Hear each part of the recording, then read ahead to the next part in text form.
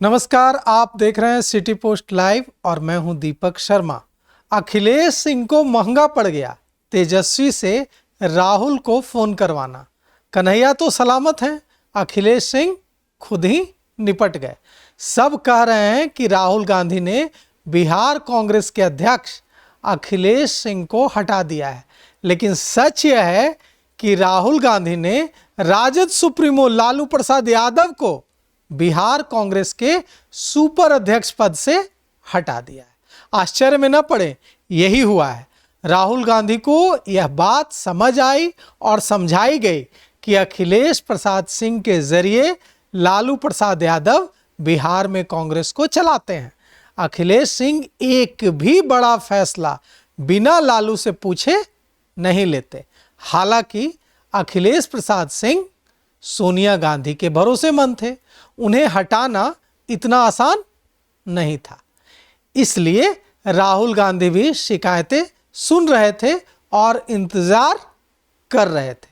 हालांकि जब अखिलेश सिंह को लगा कि नए प्रभारी कृष्णा अल्लावरू बिहार में कन्हैया को आगे बढ़ा रहे हैं, तो उन्होंने आरजेडी सुप्रीमो लालू प्रसाद यादव के बेटे और बिहार विधानसभा में नेता प्रतिपक्ष तेजस्वी यादव से सोनिया गांधी और राहुल गांधी को फोन करवा दिया। तेजस्वी यादव ने सीधे सीधे तो नहीं, लेकिन इशारों ही इशारों में राहुल गांधी को कह डाला कि कन्हैया और राजद में कांग्रेस को बिहार में कौन चाहिए यह चुनना होगा। इसके बाद राहुल गांधी ने भी कुछ फोन घुमाए और उन्हें पता चल गया कि तेजस्वी के फोन के पीछे अखिलेश सिंह हैं। बस फिर फैसला हो गया। अब अखिलेश सिंह को बिहार अध्यक्ष पद से हटा देना है, इसका मन बना लिया राहुल गांधी ने। और बिहार कांग्रेस कमेटी के नए अध्यक्ष के तौर पर औरंगाबाद के कुटुंबा से विधायक और कांग्रेस के दलित चेहरे राजेश कुमार को चुना गया। अब अध्यक्ष भले ही राजेश कुमार होंगे, लेकिन अभी से लेकर चुनाव तक सुपर अध्यक्ष की भूमिका में बिहार में कृष्णा अल्लावरू होंगे। दरअसल राहुल गांधी ने अखिलेश सिंह को नहीं हटाया, आरजेडी सुप्रीमो लालू प्रसाद यादव को बिहार में कांग्रेस के सुपर अध्यक्ष की भूमिका से हटा दिया है। अखिलेश सिंह पर आरोप था कि वे कांग्रेस को लालू प्रसाद यादव की मर्जी के मुताबिक चलाते हैं। अखिलेश को हटाकर राहुल गांधी ने बिहार में कांग्रेस के खिलाफ ऐलाने जंग कर दिया है। बिहार में इस बात का जवाब बिहार कांग्रेस के नए प्रभारी कृष्णा अल्लावरू इशारों में पहले ही दे चुके थे।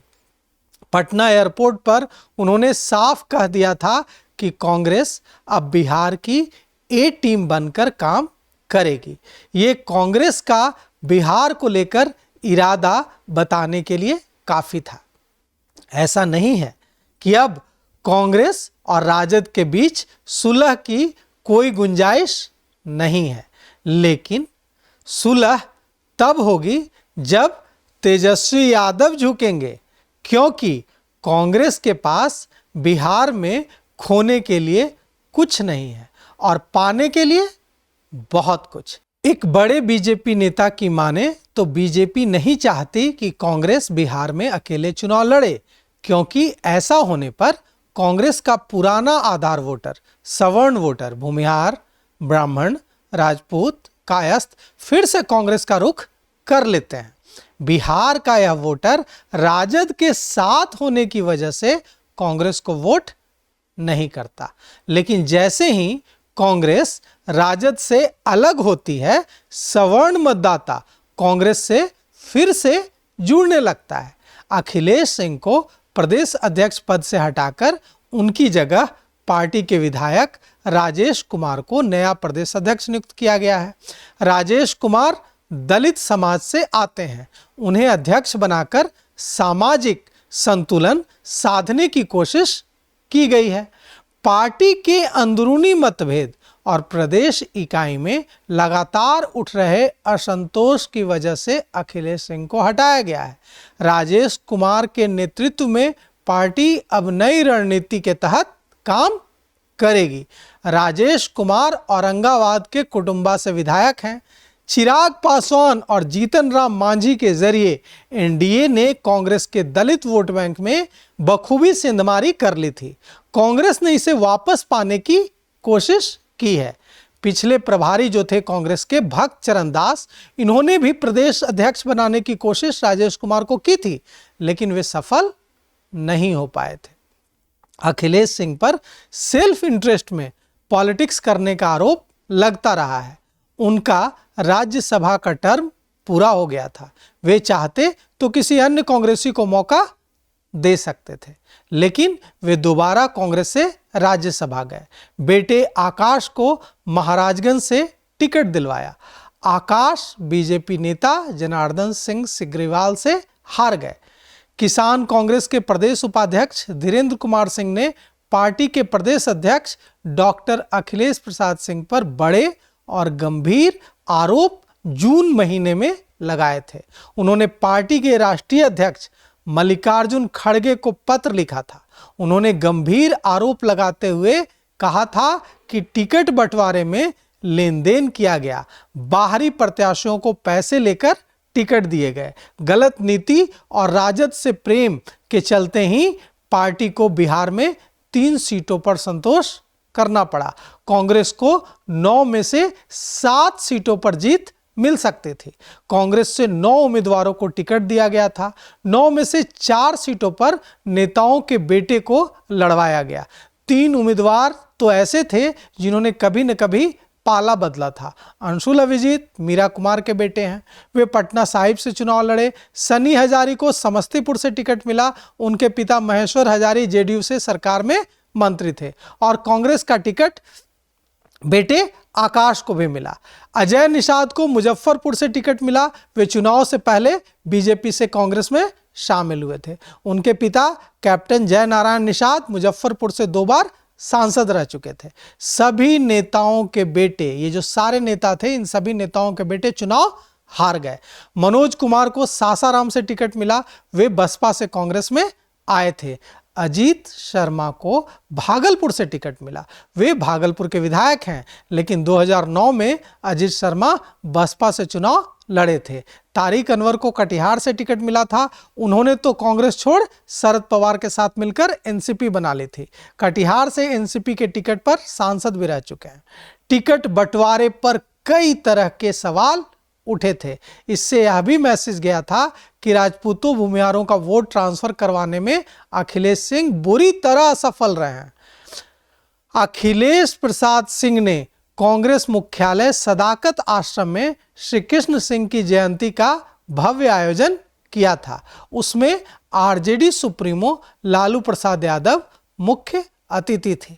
लालू प्रसाद ने मंच से कहा भी था, क्या कहा था? अखिलेश प्रसाद सिंह को पहली बार मैंने ही राज्यसभा भिजवाया।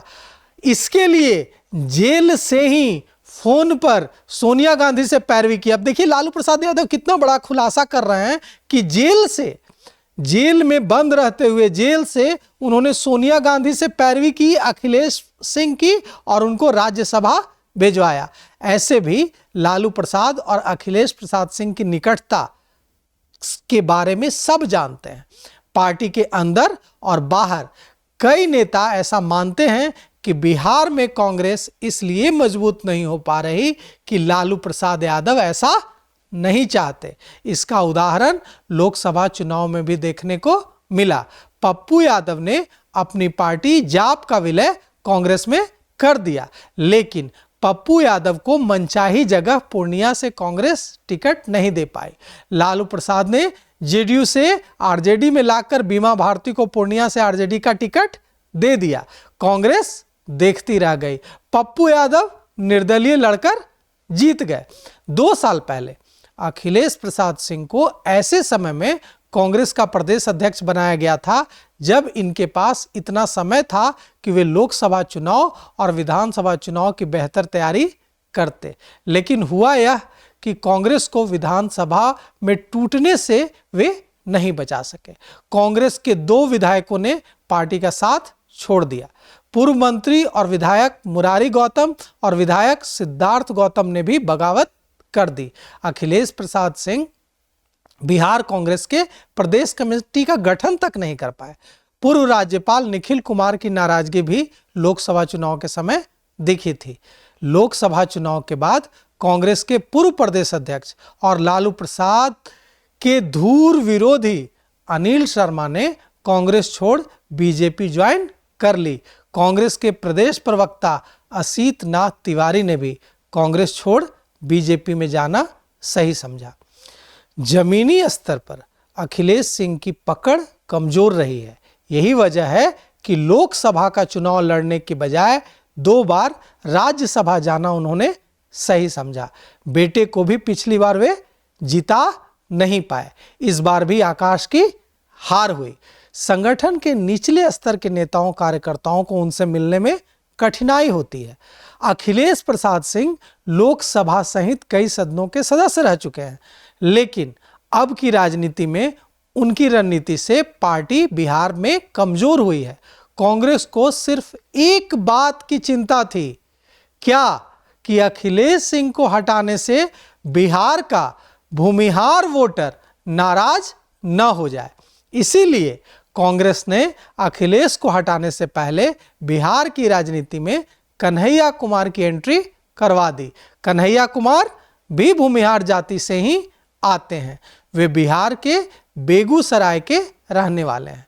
कन्हैया को बिहार की राजनीति में आगे करके कांग्रेस ने भूमिहार मतदाताओं को भी रूठने न देने की कोशिश की है, क्योंकि जब से कन्हैया कुमार बिहार आए थे तब से ही बिहार में लड़ाई 2 भूमिहारों ए और के बीच हो गई थी। ए यानी अखिलेश और के यानी कन्हैया।